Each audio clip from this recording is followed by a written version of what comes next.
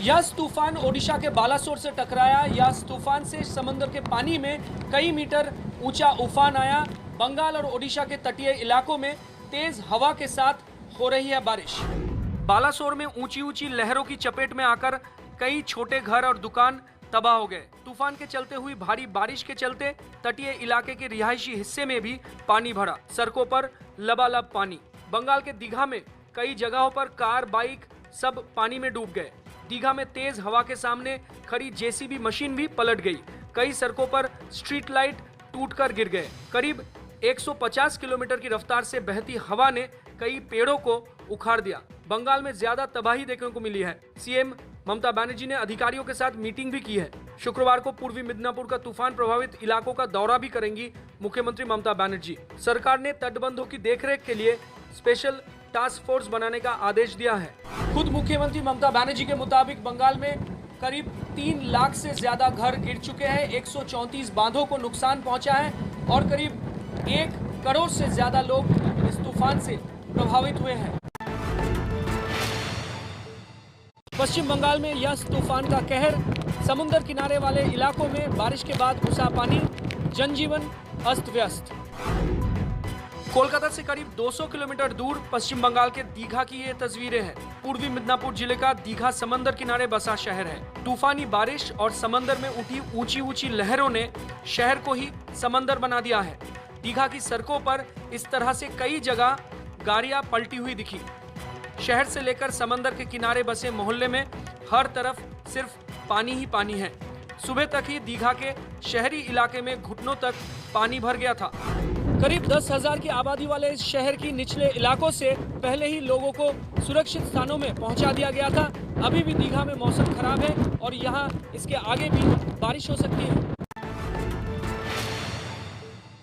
यास चक्रवाती तूफान ने कहर मचा दिया है दीघा में। किस तरह का कहर आप देख सकते हैं। यहाँ ये जो स्कॉर्पियो गाड़ी है यहाँ था, ये एरिया में पार्क किया हुआ था और ये जो आप देख रहे हैं फिलहाल ये पानी के अंदर डूबा हुआ है। यहाँ एक कंक्रीट के प्लेटफॉर्म था जहाँ ये गाड़ी पार्क किया हुआ था। तूफान की वजह से जो हुआ कि वो जो कंक्रीट का प्लेटफॉर्म है पूरी तरह से ध्वस्त हो गया, टूट गया वो कंक्रीट के प्लेटफॉर्म और ये जो गाड़ी है वो नीचे चली गई है अब। और ये जेसीबी मशीन से इसको उठाने का काम फिलहाल जारी है। इसको उठाने की कोशिश किया जाएगा। लेकिन यहाँ जो पानी आप देख रहे हैं ये पानी समुंदर से वहाँ से आया हुआ पानी है और ऊंची ऊंची जो लहरें सुबह से दिखाई दी उस लहरों की वजह से जो हुआ कि यहाँ तक पानी आ गया और इतना तेज तूफान था कि ये जो प्लेटफॉर्म कंक्रीट का प्लेटफॉर्म था आपको दिखाऊंगा वो पूरी तरह से टूट गई है। और इसी वजह से ये जो गाड़ी यहाँ पार्क किया हुआ था गाड़ी नीचे चली गई है। आपको दिखाऊंगा, ये देखिए यहाँ कंक्रीट यहाँ इतना नीचे तक, देखिए पानी इतना नीचे तक है। ये जो कंक्रीट है ये कंक्रीट का प्लेटफॉर्म था, ये कंक्रीट पूरी तरह से ध्वस्त हो गया और गाड़ी नीचे।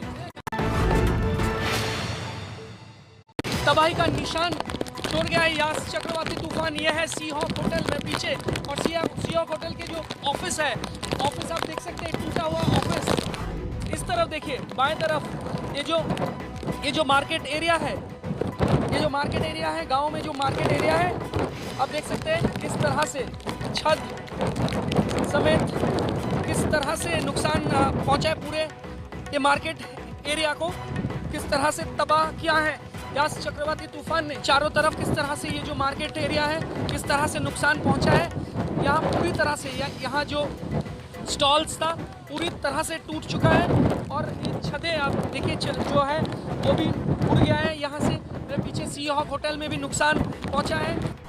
गांव के लोग इकट्ठा होकर काम शुरू कर दिया, लेकिन यास चक्रवाती तूफान जो है अभी भी थमा नहीं है, अभी भी बरकरार है।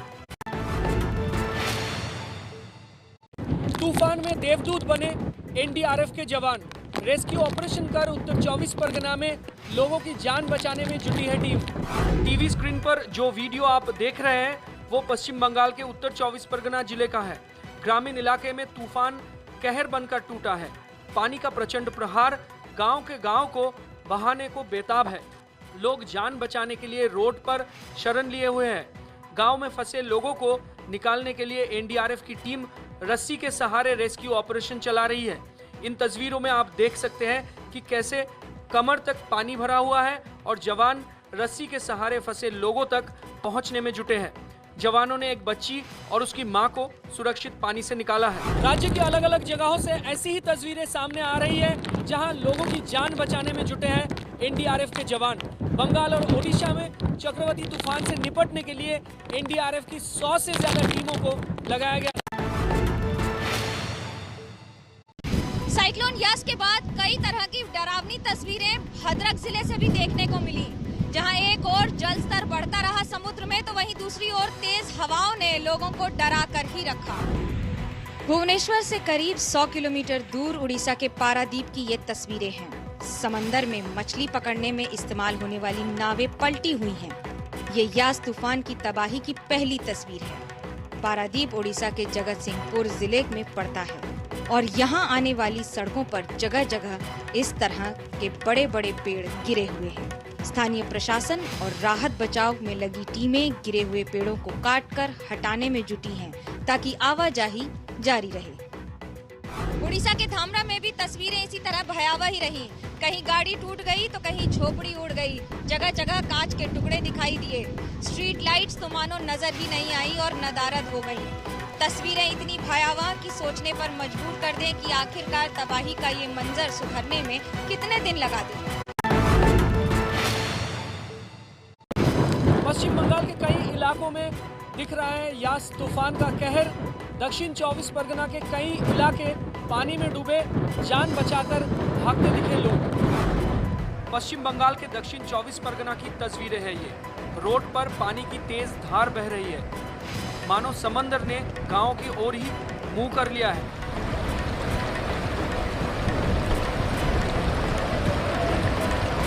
लो लाइन एरिया में जो लोग नहीं निकल पाए थे वो सामान लेकर जान बचाने के लिए भागते दिख रहे हैं। इस इलाके के घरों में 3 से 4 फीट तक पानी भर गया है। कई कच्चे मकान पानी में समा चुके हैं। बड़े बड़े ड्रम पानी में तैरते दिख रहे हैं। लोग परेशान हैं क्योंकि किसी को नहीं पता पानी का ये रौद्र रूप कब और कहां जाकर थमेगा। इसी तरह की तस्वीरें लगातार राज्य के अलग अलग जगहों से सामने आ रही है। समुद्र किनारे वाले इलाकों में ज्यादा बर्बादी हुई है। अब दिल्ली में भी बढ़ रहा है ब्लैक फंगस का खतरा। दिल्ली में करीब 600 ब्लैक फंगस के मरीज हैं, लेकिन दोहरी समस्या यह है कि दिल्ली के पास ब्लैक फंगस के लिए इंजेक्शन नहीं। इंजेक्शन की किल्लत पर स्वास्थ्य मंत्री सत्येंद्र जैन ने कहा कि इंजेक्शन का जो कोटा केंद्र सरकार ने तय किया है वो दिल्ली के लिए बहुत कम है।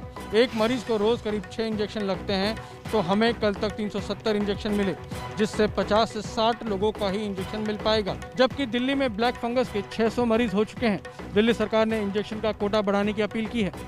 ब्लैक फंगस का इंजेक्शन एफॉर्मेटिसिन की कमी को दूर करने के लिए केंद्र सरकार ताइवान से इसे आयात करने की तैयारी कर रही है। आयात करने के बाद भारत में इसका डिस्ट्रीब्यूशन जायडस कैडिला करेगी। कर्नाटका में बच्चों पर दिख रहा है कोरोना का कहर। पिछले 2 महीनों के भीतर 40,000 बच्चे कोरोना संक्रमित। ये सभी बच्चे 9 साल तक की उम्र के हैं। भले ही तीसरी लहर में बच्चों के कोरोना की चपेट में आने की आशंका जाहिर की जा रही है, लेकिन बेंगलुरु में उससे पहले ही दूसरी लहर में बच्चों पर गाज गिरी है। बच्चों को बचाने के लिए बेंगलुरु में बना special child Covid care centre, क्योंकि आंकड़े डराने वाले हैं। 0 से 9 साल तक के 40,000 बच्चे संक्रमित हुए हैं, तो 10 से 19 साल तक के संक्रमित बच्चों की संख्या 1 लाख के पार पहुंच गई है। बेंगलुरु में पहली बार बच्चों के लिए एक्सक्लूसिव कोविड केयर सेंटर और आइसोलेशन सेंटर बनाए गए हैं। वहीं देश के भविष्य की सलामती के लिए कई एनजीओ और प्राइवेट ऑर्गेनाइजेशंस भी मदद के लिए सामने आए हैं। दिल्ली शहर के अंदर तो बहुत सारी सुविधाओं के वादे किए जाते हैं और सुविधाएं शायद कुछ हद तक लोगों को मिल भी जाती हैं, लेकिन दिल्ली के ही ग्रामीण क्षेत्रों के हालात तो बद से ज्यादा बदतर नजर आ रहे हैं। इस वक्त मैं दिल्ली से तकरीबन 30 किलोमीटर दूर दिल्ली के ही एक गांव सिंघोला गांव में मौजूद हूँ। यहाँ मेरे साथ अंकित जी मौजूद हैं। सबसे पहले अंकित जी से बातचीत करते हैं, इस गांव को थोड़ा समझने की कोशिश करते हैं, क्योंकि कोरोना का कहर तो इस बार शहर से लेकर गाँव तक हर जगह रहा है। अगर मेडिकल फैसिलिटी की बात करें तो वो गाँव में शुरू से ही नहीं है। कोई डॉक्टर, कोई डिस्पेंसरी, कोई हॉस्पिटल, मतलब शुरू से ये सुविधा तो कभी गांव में मिली ही नहीं है। और अब जैसे कोरोना का टाइम है, कोविड का टाइम है, तो इसमें तो बहुत ही ज़्यादा परेशानी हो रही है लोगों को। घर देख के अंदाज़ा लगा सकते हैं कि कितना ज़्यादा डेवलप्ड गांव है, यानी कि हर घर के आगे एक गाड़ी भी खड़ी हुई है, घर भी काफ़ी अच्छे बने हुए हैं। आगे कोने पर एक नर्सरी स्कूल भी है जो कि प्राइवेट स्कूल है, और यहाँ से तकरीबन कुछ मीटर के फासले पर एक प्राइमरी स्कूल भी है बच्चों की बेसिक शिक्षा के लिए। लेकिन सबसे हैरानी की बात यह है कि इस गांव में कोई भी डिस्पेंसरी या अस्पताल नहीं है। दवाई के नाम पर और डॉक्टर के नाम पर कुछ भी नहीं है, जिसकी वजह से गांव वालों को कई किलोमीटर का सफर तय करके दूसरी जगह अपना इलाज कराने के लिए जाना पड़ता है। भारत में टीकाकरण की रफ्तार को लेकर दिल्ली के मुख्यमंत्री अरविंद केजरीवाल ने केंद्र सरकार पर बड़ा आरोप लगाया है। दिल्ली के मुख्यमंत्री अरविंद केजरीवाल ने कहा कि भारत ने टीकाकरण में 6 महीने की देरी कर दी। केजरीवाल ने कहा कि जब दुनिया के दूसरे देश अपने लोगों को वैक्सीन लगवा रहे थे तो हमारे यहाँ से वैक्सीन दूसरे देशों को भेजी जा रही थी। केजरीवाल ने कहा कि मार्च में केंद्र सरकार ने सभी राज्यों को कह दिया कि आप अपना अपना देख लें।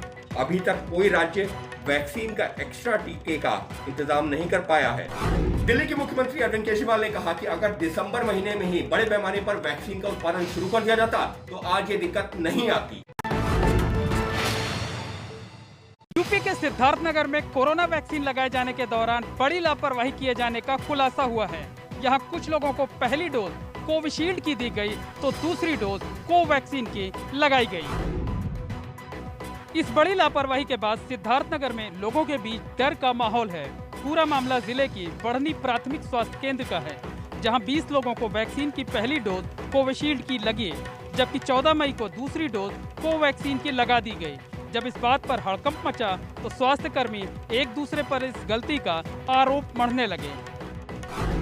हालांकि 2 अलग अलग वैक्सीन लगने के बावजूद अभी तक किसी को कोई समस्या नहीं हुई है, पर वैक्सीन लगवाने वाले लोग डरे सहमे हुए हैं। सीएमओ संदीप चौधरी ने इसे गंभीर मामला मानते हुए जांच बिठा दी है और दोषी कर्मचारी के खिलाफ कार्रवाई की बात कही है।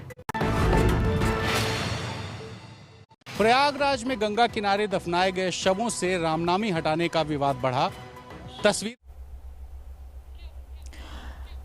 तो इस वक्त संबित पात्रा प्रेस कॉन्फ्रेंस कर रहे हैं दिल्ली के मुख्यमंत्री अरविंद केजरीवाल पर, सुनिए।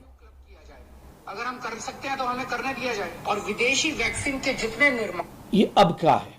पहला जो कह रहे थे जो प्रेस कॉन्फ्रेंस में वो आपने सुना, बहुत स्पष्ट रूप से कह रहे थे बाकी देश के साथ दिल्ली को क्यों क्लब किया जा रहा है। हम ज्यादा एफिशिएंट स्टेट हैं, हम ज्यादा काम कर सकते हैं, हम 3 महीने में सबको वैक्सीनेट कर देंगे, हमें इन बाकी कम एफिशिएंट स्टेट्स के साथ क्लब नहीं करिए। ये सेंट्रल गवर्नमेंट कंट्रोल छोड़े और हमें कंट्रोल दे दे। केजरीवाल जी, हाथ जोड़ के निवेदन है, हम सब दिल्ली के निवासी हैं, हम युद्ध नहीं चाहते हैं, हम लड़ना नहीं चाहते हैं कि आपस में हम लड़ें। आप हमसे लड़ रहे हैं, आप ये लड़ाई छोड़ दीजिए। आपको कंट्रोल करने के लिए जनता ने आपको चुना है, मोदी जी ने आपको मौका दिया है क्योंकि आप डिसेंट्रलाइजेशन चाहते थे, डिसेंट्रलाइज करके दिया गया है। अब्यूज और अक्यूज मत करिए, काम करिए। आज काम करने की आवश्यकता है, लड़ने की आवश्यकता नहीं है। बहुत बहुत धन्यवाद। कोई सवाल हो तो अवश्य पूछें। वर्चुअल जो हमारे पत्रकार जुड़े हुए हैं वो सवाल पूछ सकते हैं।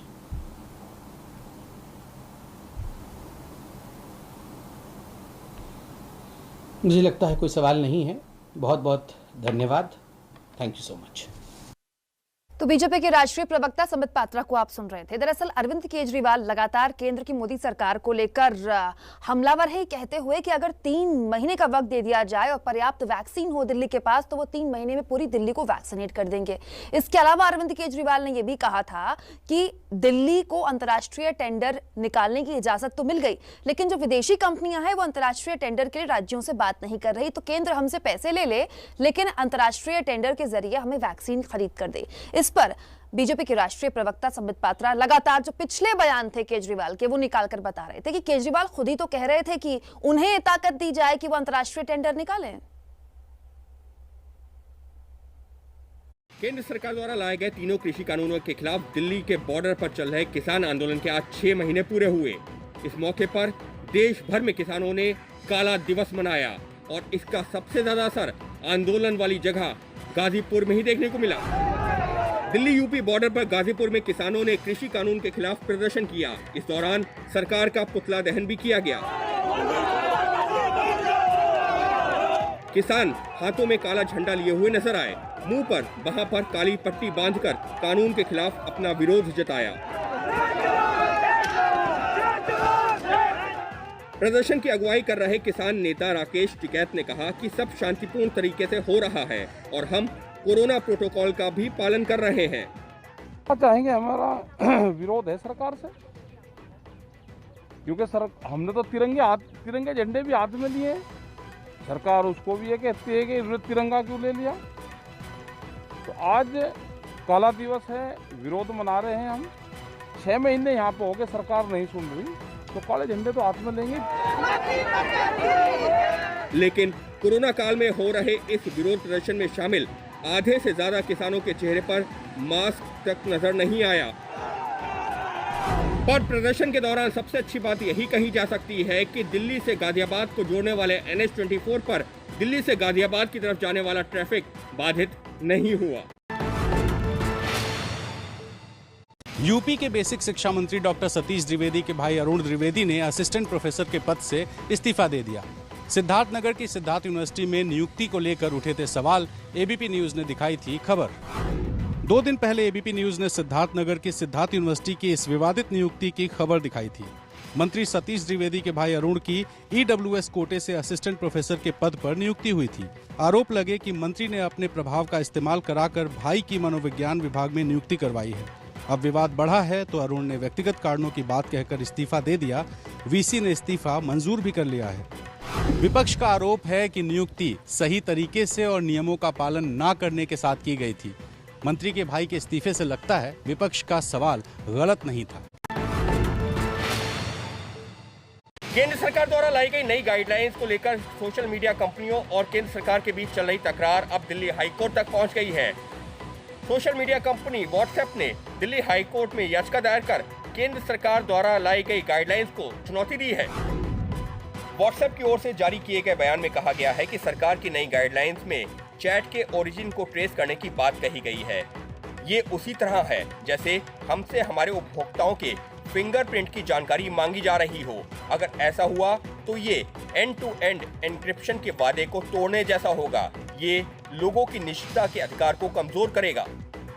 इसी साल फरवरी महीने में केंद्र सरकार ने सोशल मीडिया, डिजिटल मीडिया और OTT प्लेटफॉर्म को रेगुलेट करने के लिए नए दिशा निर्देश जारी किए थे। इन दिशा निर्देशों को मानने के लिए 3 महीने की मियाद तय की गई थी, जो फिलहाल पूरी हो चुकी है। सोशल मीडिया और सरकार के बीच की लड़ाई हाईकोर्ट तक पहुंचने के मामले में कांग्रेस ने केंद्र सरकार पर कड़ी टिप्पणी की है। प्रेस कॉन्फ्रेंस कर कांग्रेस ने मोदी सरकार पर उत्तर कोरिया के तानाशाह जैसा रवैया अपनाने और लोकतंत्र को दबाने की कोशिश करने का आरोप लगाया है। कानून बनाकर एक नॉर्थ कोरियन मॉडल को लागू नहीं करना चाहिए। The new intermediary rules issued by the Modi government and they are draconian.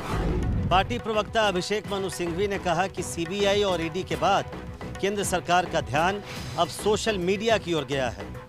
ये अभिव्यक्ति की आजादी को दबाने की कोशिश है। पहलवान सागर धनखड़ की हत्या के मामले में दिल्ली पुलिस ने नीरज बवाना गैंग के 4 बदमाशों को गिरफ्तार किया है। नीरज बवाना गैंग की मदद से सुशील पर लगा है सागर धनखड़ की हत्या का आरोप। पहलवान सुशील कुमार सलाखों के पीछे है और अब हत्या में उसका साथ देने वाले आरोपियों पर शिकंजा कसा जा रहा है। दिल्ली पुलिस ने नीरज बवाना और काला असोदा गैंग के 4 लोगों को गिरफ्तार किया है। इनके नाम भूपिंदर, मोहित, गुलाब और मंजीत है। 4 मई की हत्या वाली रात के सभी बदमाश छत्रसाल स्टेडियम में मौजूद थे।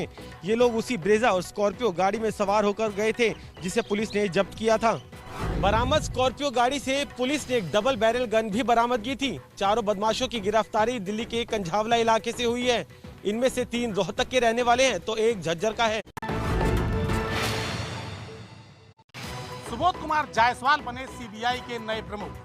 CISF के DG और महाराष्ट्र के DGP रह चुके हैं सुबोध। काफी मशक्कत के बाद कल रात भारत सरकार ने 1985 बैच के IPS सुबोध कुमार जायसवाल को CBI का प्रमुख बनाया है। सुबोध ने महाराष्ट्र में DGP रहते हुए उद्धव ठाकरे की सरकार से पटरी नहीं बैठने पर इस्तीफा दे दिया था। तब कहा जा रहा था कि सुबोध कुमार पर सरकार ट्रांसफर पोस्टिंग के लिए दबाव बना रही है। इनका कार्यकाल 2 साल का होगा। सीबीआई निदेशक के पद पर इसके पहले ऋषि कुमार शुक्ला तैनात थे, जो इसी साल फरवरी महीने में रिटायर हो गए थे, जिसके बाद से पद खाली पड़ा हुआ था।